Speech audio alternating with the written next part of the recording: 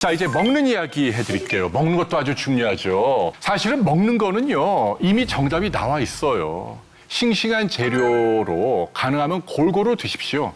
이게 핵심입니다. 근데 중요한 건 우리가 모든 음식을 골고루 먹는 게 굉장히 어려운 일이에요. 미 국립암연구소가 오래전에 현대인들이 하루에 먹어야 할 채소 과일을 얼마라고 얘기했죠? More than 5 dishes라고 표현합니다. 최소한 하루에 5접시를 드십시오. 여기서 한 접시라고 하는 건 부피로 8온스입니다. 240cc, 한 이만한 컵. 이걸로 5컵을 매일 먹어야 한다고 그랬어요. 옛날 원시인들이 그렇게 먹었다는 얘기예요. 풀이나 뭐 이런 거 먹었단 말입니다. 근데 누가 그렇게 먹죠, 여러분 가운데? 그러면 이렇게 부족한 걸 내버려 두는 게 옳으냐라는 얘기예요. 아니죠. 라면이 몸에 나쁘다고 말하지만 끼니를 굶는 것보다는 나은 것. 부족한 걸 내버려 두면 안 됩니다. 그래서 저는 여러분들께 당부드리고 싶은 게 가능하면 골고루 식품을 먹는 게 바람직하지만 다들 바쁘기 때문에 일일이 챙겨 먹지 못하는 영양소들이 있어요. 그런 것들은 따로 영양제 형태로 먹어야 됩니다. 그 중에서도 가장 시급하면서도 중요한 게 비타민 D다. 그 얘기를 하는 거예요. 비타민의 왕입니다. 사람들이 C가 가장 중요하다고 생각을 합니다. 아닙니다. 왜 그런지 볼까요? 네. 이 식품 피라미드라는 거 보여드립니다. 보신 적이 있으시죠? 네, 미국 사람들이 워낙 뚱뚱하고 성인병이 많으니까요. 가이드라인을 지난 1999년 만듭니다. 아래로 갈수록 많이 먹고 위로 갈수록 적게 먹고 이렇게 지침을 만드는데요. 이게 지난 2008년 미국 하버드 대학 공중보건대학원에서 개정판을 발표합니다. 다음 항목이 추가된 걸. 이 사람들이 뭘 넣었냐면요. 매일 종합 비타민제 그리고 여분의 비타민 D 이 두 가지는 영양제 형태로 foremost 대부분의 사람들이 먹어야 합니다. 라는 지침을 공식적으로 권장한답니다. 다른 비타민은 몸에서 만드나요?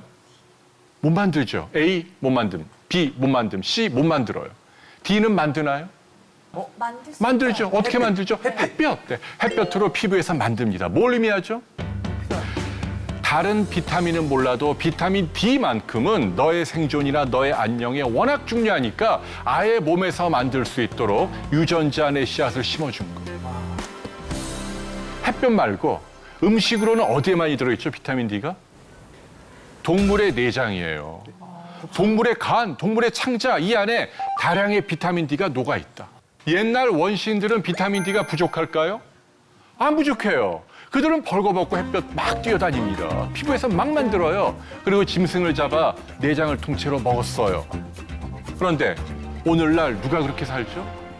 그래서 오늘날 연구를 해보면 현대인들 10명 가운데 9명이 비타민 D가 부족하다라고 나옵니다. 비타민 D 혈중 농도가 20보다 낮으면 비정상입니다. 최소한 20보다 높아야 되는데 문제는 열의 9이 20보다 낮아요. 근데요, 비타민 D가 부족하면 어떤 질병에 걸리게 돼요? 자, 비타민 D가 부족하면 어떤 병이 생기죠? 구루병 정답. 네. A는 야맹증, B는 각기병, C는 괴혈병, D는 공부 좀 하셨네요 정말. 네, D는 구루병. 구루병이 뭐죠? 뼈가 휘어지는 거. 근데 좋은 질문이란 이유가 요새 말이에요. 유명 대학병원 신생아실에 가보면 아이들 뼈가 휘어져 나온다는 거죠. 구루병 아이들이 곧잘 나옵니다. 이게 현실입니다. 왜? 엄마들이 몸 안에 비타민 D가 부족해요. 엄마들이 다이어트 하느라고 뭐 잘 안 먹고 햇볕 피부 미용 때문에 가리고 다 좋다 이거예요, 제 얘기는. 왜냐하면 피부도 중요하니까. 박사님, 그 비타민 A랑 D랑 E, F, K는 체내에 축적이 되면 기형아가 태어날 확률이 높다라는 얘기를 들었거든요. 그래서 이제 영양제를 부정하는 분들의 비판 대상 가운데 가장 큰 게 각종 부작용을 또 거론해요. 이거 먹으면 뭐 기형아도 생기고 돌도 생기고 암세포만도 크게 하고 그게 다 잘못된 얘기입니다. 자, 왜냐하면 지용성 비타민은요, 학자들이 연구에 따르면 동물 실험 결과예요. 쥐를 대상으로 권장량의 10배에서 20배를 뭐 한 석 달 정도 먹이니까 기형아가 나오더라. 이게 팩트입니다. 지금 수십억 인구 가운데 이른바 지용성 비타민 뭐 A나 D를 먹고 기형아를 출산했다. 그런 케이스를 전 세계 어떤 나라에서도 단 한 케이스도 저는 본 적이 없어요. 네버. 없어요. 왜? 미치지 않은 다음에야 그걸 뭐 10알, 20알씩 몇 달씩 먹을 사람이 누가 있어요. 현실 세계에서는 전혀 일어나지 않는 일인데 걱정하지 마세요. 밥을 많이 먹으면 체하죠. 네. 그렇다고 밥에 부작용이 있다 말을 합니까? 아니죠. 밥이 나쁜 게 아니에요. 뭐가 나쁜 거죠? 많이 먹은 게 나쁜 거예요. 약은 부작용이지만 이건 식품이니까 비타민 C는 전 세계 어떤 나라든 뭐 슈퍼에서 아무나 사는 거예요. 푸드니까. 푸드에 무슨 부작용 있죠? 자, 여러분, 미국의 오바마 대통령 기사예요. 오바마 대통령이 최근에 피 검사를 했더니 비타민 D가 얼마예요? 22.9라고 나온다는 얘기죠. 제가 아까 정상이 얼마라고요? 20인데 이분은 그러니까 뭐예요? 정상이죠? 그런데 미밖에 안 된단 말이에요. 그래서 그의 주치의들이 뭐라고 얘기했다고요? 비타민 D를 매일 먹도록 처방을 했다는 얘기예요. 그러니까 미국 대통령도 비타민 D를 늘 영양제 형태로 먹고 있다. 여러분들도 실천하십시오. 가능하면 혈중 농도가 30 이상 되도록 유지하십시오. 제가 이제 조금씩 나이를 먹다 보니까 그 증상들이 나타나요. 뭐 눈이 떨려서 마그네슘을 먹는다든지 침침할 때가 있어서 루테인을 먹고 예전에는 종합 비타민이랑 C를 먹었다면 지금은 이제 저한테 필요한 걸 집중적으로 먹으려고 노력은 하는데 이 강의를 듣고 나니까 비타민 D를 또 더해야겠다는 생각이 또 든 거예요. 이게 서로 충돌이 날까 좀 걱정도 되고 또 그런 건 없을까 그런 생각이 들어서요. 저는 신념이 뭐냐면 우리가 매 끼니마다 원래 음식으로 먹었어야 하는데 부족한 걸 먹는 게 원칙이에요. 근데 그게 아니고 다른 것들, 우리 인간이 원래 새끼 식사로 안 먹어도 되는데 나의 필요에 따라서 다량으로 농축해서 먹는 거.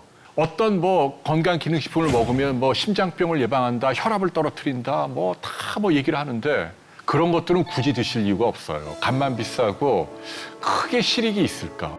이런 거는 저는 좋지 않다고 생각해요. 우리 변기수 씨는 스케줄이 어때요? 굉장히 빡빡하시죠? 많이 출연하지 않으시나요? 아, 요즘에 빡빡해서 제가 줄였습니다. 네. 아, 그래요? 근데 와우. 뭐 아침에 뭐 일어나서 스케줄이 있는 날에는 스케줄을 하고 그다음에 또 저녁 때는 가게를 가요. 또 네. 아내랑 가게를 하고 있어서 거기서 일을 하다 보면 한 1시쯤에 마감을 하거든요. 그럼 집에 들어오면 뭐 제가 좋아하는 프로그램 그때밖에 볼 시간이 없으니까 아하. 다시 보기로 해서 한두 편 보다 보면 한 새벽 3, 4시? 아이고. 그쯤 잠드는 것 같아요. 네. 다들 그렇게 바쁘게 사시는 분들이 많잖아요. 자기 분야에서. 근데 여기에 적절한 브레이크가 필요하다라는 제안을 가장 먼저 드립니다. 왜냐하면 누가 저에게 물어봐요. 너 건강 전문 기자인데 건강에 제일 나쁜 거 한 가지가 뭐야? 그럼 저는 뭐라고 얘기하냐면요. 과로와 스트레스입니다. 왜냐하면 여러분이 과로나 스트레스를 이렇게 들들 볶이면요. 여러분 몸의 면역이 떨어집니다. 반면 염증은 확 올라가요. 네, 제가 여기 출연하느라고 좀 스트레스를 받아서 그런지요. 아니 생전에 안 나던 뾰루지가 여기 났어요. 여기 조그맣게. 염증이 올라가기 때문에 그래요. 신기합니다. 여러분 코미디언 이주일 씨가 왜 폐암으로 돌아가셨죠? 사람들이 담배를 연상을 하죠. 이주일 씨 폐암은 서남이라는 폐암이거든요. 종류가 여러 가지인데 서남이라는 폐암은요. 한평생 담배 한 모금 피우지 않은 여성들에게 흔한 거예요. 근데 그분이 폐암 진단받기 몇 년 전에 어떤 일이 있었나요? 애지중지하던 4대 독자 외아들이 숨졌잖아요. 교통사고로. 그래 그날 이후로 이분이 턱에 수염도 안 깎고 식음을 전폐하며 살았다는 얘기죠. 그때 큰 스트레스에 시달릴 때 면역이 떨어지고 암세포가 암으로 됐다. 저는 그렇게 생각을 합니다. 그래서 여러분께 당부하고 싶은 건 항상 여러분들이 스트레스를 잘 관리해야 한다. 아프리카의 얼룩말은 위궤양에 걸리지 않는다라는 책이죠. 미국의 동물학자인 사폴스키라는 분이 쓴 책입니다. 자, 얼룩말에게 위궤양이 없다라는 게 무슨 뜻이죠? 스트레스가 없다? 네, 맞는 얘기예요. 여러분 얼룩말들이 어떻게 살죠? 풀을 뜯으면 저기 한 200-300m 근처에는 사자들이 어슬렁거리죠. 여러분 같으면 내가 밥을 먹고 있는데 저기 사자가 있으면 편안하게 드실 수 있어요? 여기 뭐 속 쓰리고 난리가 날걸요? 근데 얼룩말은 안 그렇다는 얘기예요. 실제로 이분이 얼룩말 배를 갈라 부검을 해보면 위장이 깨끗해요. 물론 이제 그렇게 살다가 사자한테 잡아먹히기도 하지만 중요한 건 뭐냐면 내가 적어도 풀을 뜯는 그 시간만큼은 평화롭게 아무 일도 없었다는 듯이 유유자적 밥을 먹는다. 그게 우리 현대인들에게 시사하는 바가 크다. 그 얘기를 여러분께 드리는 거예요. 연어 아시죠? 연어. 연어는 그냥 수천 킬로미터 바닷가에서 강물로 거슬러 올라오잖아요. 온몸이 그냥 상처를 입으면서 그리고 마지막에 이제 알을 낳고 딱 죽잖아요. 근데 신기한 건 이 사폴스키 박사님이 죽기 직전에 연어죠. 배를 갈라갖고 이 배 안에 부신이라고 하는 장기가 있어요. 요걸 딱 떼고 그 다음에 꿰매갖고 다시 넣어주면 얘네들이 죽지 않고 몇 달을 더 산다라는 얘기입니다. 부자라는 말은 이제 액세서리, 부사장할 때 부 그런 뜻이에요. 시는 콩팥이고 우리 좌우에 콩팥이 있잖아요. 여기에 작은 장기가 붙어 있거든요. 그게 부신입니다. 여기 붙어 있는 게 부신이에요. 네, 요 노란 게. 우리 뇌가 스트레스에 시달리면 여러분이 막 어려운 시험 문제를 풀거나 상사에게 뭐 들들 볶이거나 그러면 우리 뇌에서 부신에다가 교감신경을 통해서 막 신호를 보내요. 와, 지금 사자가 쫓아오고 있다. 너 빨리 도망가라. 그러면은 이 부신이 코티솔이라는 호르몬을 막 분비해요. 그러면 이 호르몬 때문에 혈압, 혈당 올라가고 근육으로 피를 보내고 막 숨도 거칠게 쉬고 그래서 내가 짧은 시간 안에 큰 힘을 발휘해서 이 위기를 모면할 수 있도록 도와준다라는 얘기죠. 근데 중요한 건 뭐냐면 잠깐 그럴 때는 이게 도움이 되는데요. 늘 이렇게 살면 저 부신이 탈진에 빠진다. 지치는 거예요. 피곤한 거죠. 예, 그냥 축축 늘어집니다. 맞아. 예, 늘 무기력하고 나른하고 왜 현대인들이 필요하냐? 이 부신이 지쳐 있다는 얘기예요. 그래서 팅팅 붓다가 나중에는 그냥 넉아웃되고 병에 걸리고 죽는 거예요. 사실은 이 피로는요, 우리 이 민족의 역사도 바꾸어 놓았다. 저는 그렇게 생각을 합니다. 옛날에 얄타 회담 기억나시나요?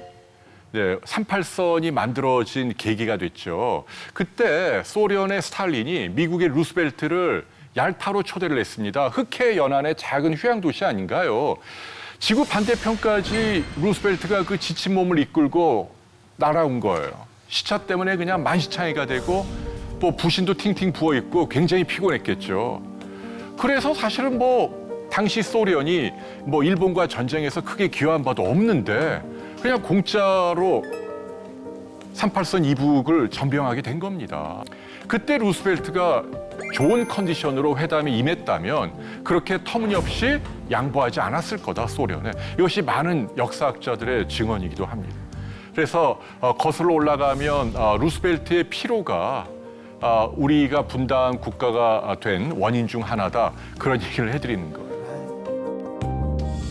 내가 그러면 어떻게 좋은 컨디션으로 살 수 있을까? 부신을 다스려야 돼요. 쉴 때는 완전히 쉬어야 돼요.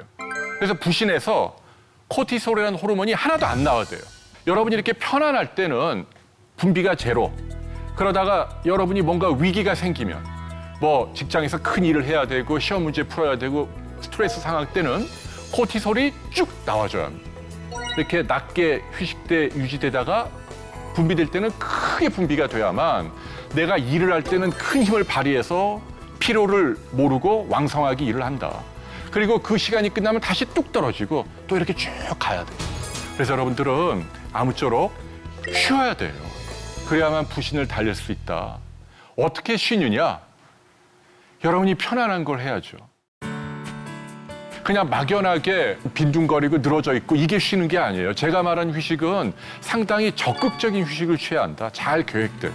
그래야만 여러분들이 부신을 달래고 왕성하게 피로를 이기고 살 수 있다. 그런 얘기를 드리고 싶어요. 그러면 저 같은 경우는 저는 사실 집에서 그냥 이렇게 그냥 아무것도 안 하고 이렇게 쉬고 있는 것보다 네. TV를 보고 있는 시간이 되게 편안하고 좋거든요. 네. 그러면 저희 엄마가 항상 좀 TV 보지 말고 그냥 좀 쉬어라 그러는데 저한테는 그 TV 보는 시간이 저한테는 휴식인 거죠. 네, 저는 본인이 제일 행복한 걸 해야죠.